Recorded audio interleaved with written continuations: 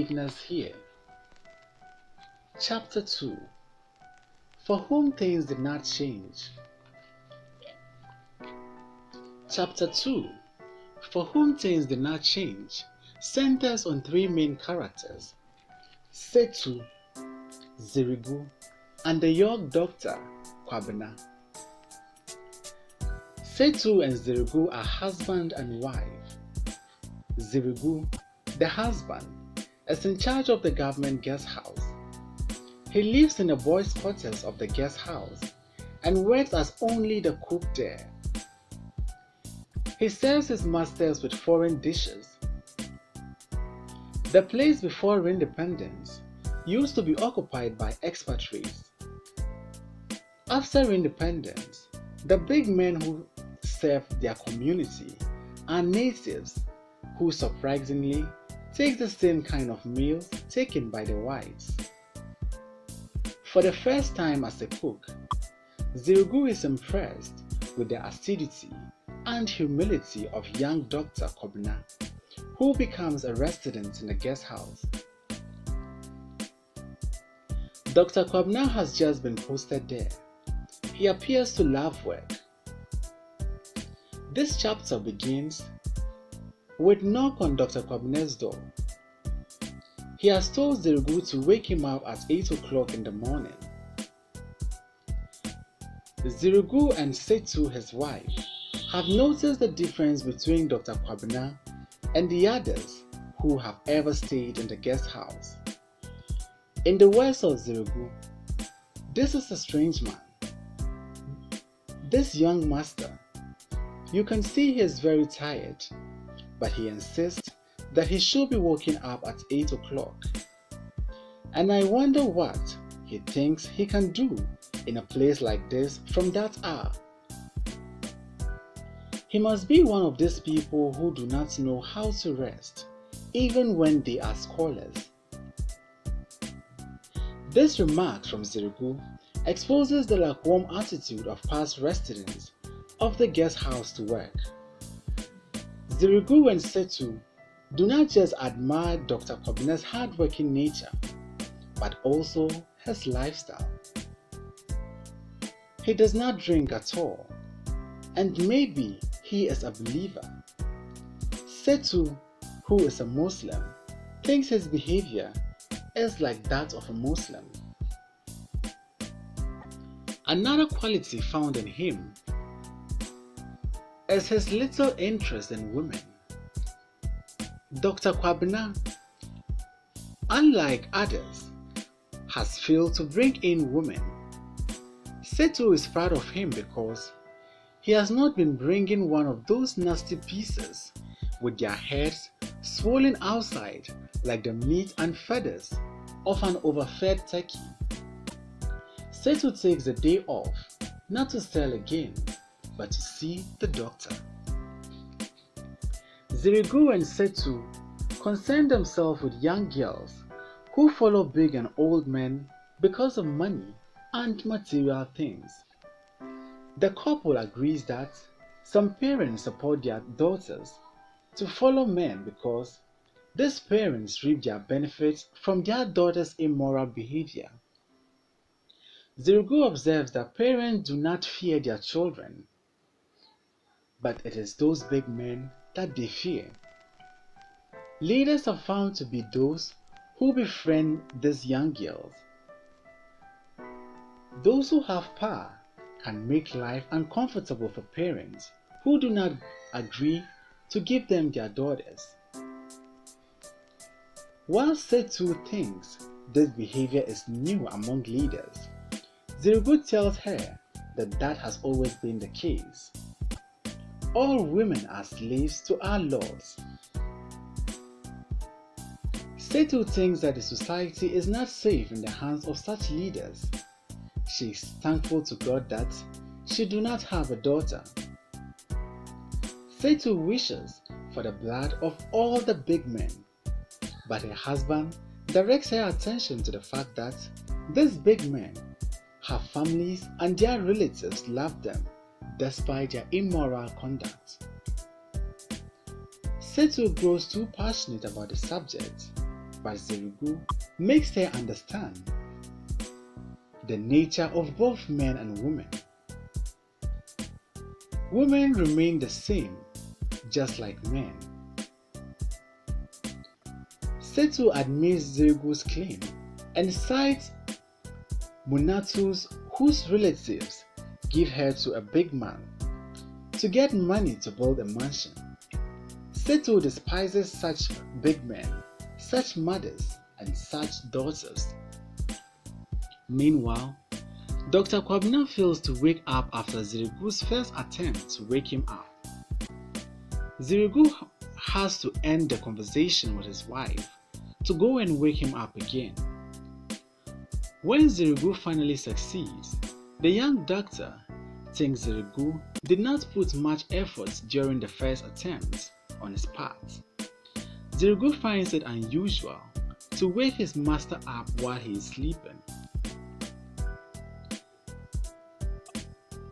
Zerigu then has to find out from Dr. Kwabena what he will take for breakfast. He is surprised when Dr. Kwabena rejects all the foreign dishes for breakfast and all bottled foods and drinks.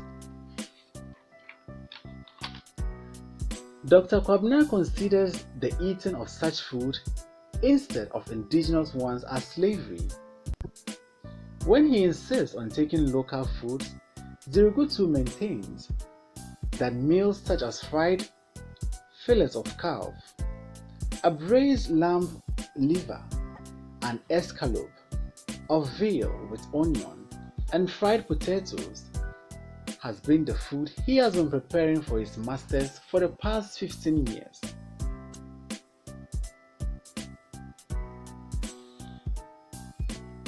It is new for Zerigu and Setu when Dr. Kwabena opts for tuwo and pito instead of the white man's food. Setu received the news from the husband with disbelief.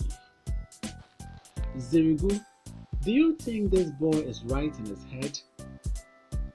During Zerigu's 20 years or so years of experience as a general keeper and cook, he and his wife have never encountered Dr. Kwabena's simplicity, preparing foods of the land to white man's food and bringing himself down to the level of Zerigu and his wife.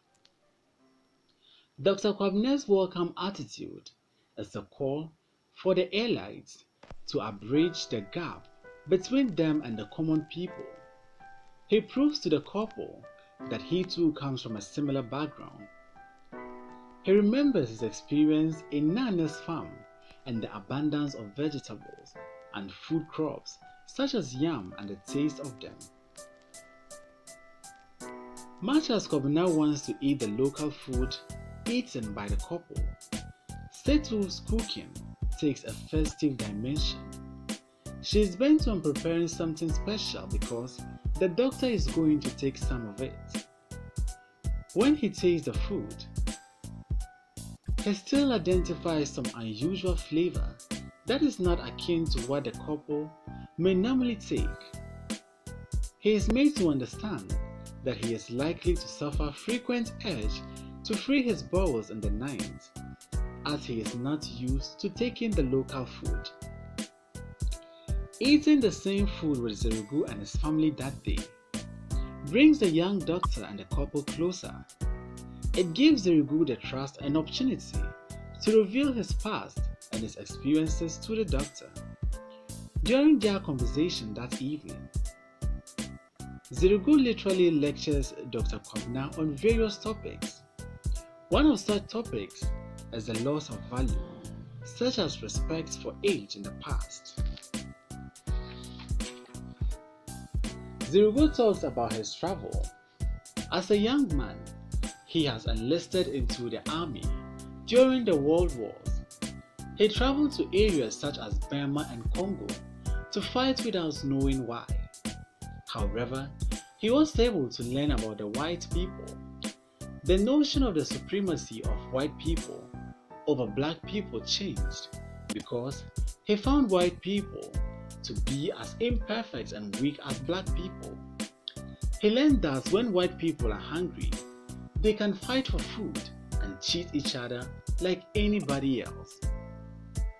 Zirgu narrates how his own biological brother spent his money he entrusted to him. He used to trade in Takoradi in Yam. Before the war, his brother married a wife with some of the money and spent the rest. Zirgu was compelled to travel with Setu's brother to West African countries such as Togoland, Nigeria, and Sierra Leone. Besides, after the wars, he was engaged in peddling, bicycle repairing, and carpentry, among others. After traveling in vain, he trained in the big city as a cook. Zirgu has worked in a white man's home for 2 years. He narrates Setu's brother's suggestion to him to marry his sister Setu, who has lost her husband after having a son with him. Zirgu was getting too old. Though Zirgu was not a believer, Setu's brother recommended his sister for him to look after her. Zirgu praises Setu as always working for her own money by selling roasted plantain, granules, and kaffa. Zirgu also narrates the circumstances that brought him to his present job. His white master had recommended him to the successor who was about to arrive in Gold Coast 3 months after his departure. He asked him to stay in the boys' quarters that he currently occupies. His old master later urged him to apply for the job of a government guest housekeeper, which will soon be vacant. Zirgu also tells us about his plans for his children, who are in school. He will not be able to look after them in college. Zirgu remembers the air of freedom that followed the departure of his white masters. He stopped wearing the uniform. However, he fails to get the needed recognition from his masters.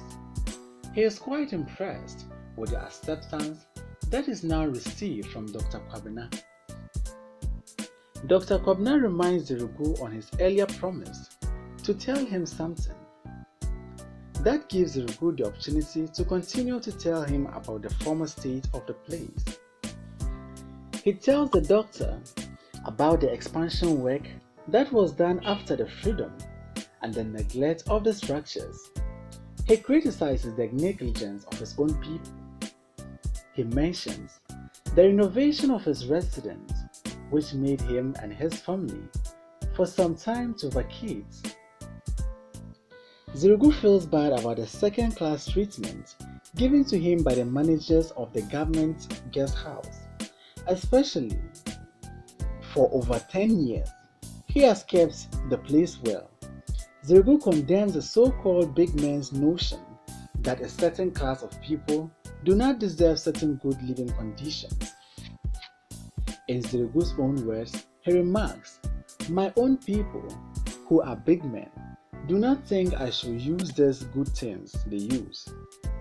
Zirgu is aware of the nepotism in the society and that he has kept his post till date not because of his family's social connection, but due to his good management of the place, which makes it difficult for the so-called big men to deny him of his job.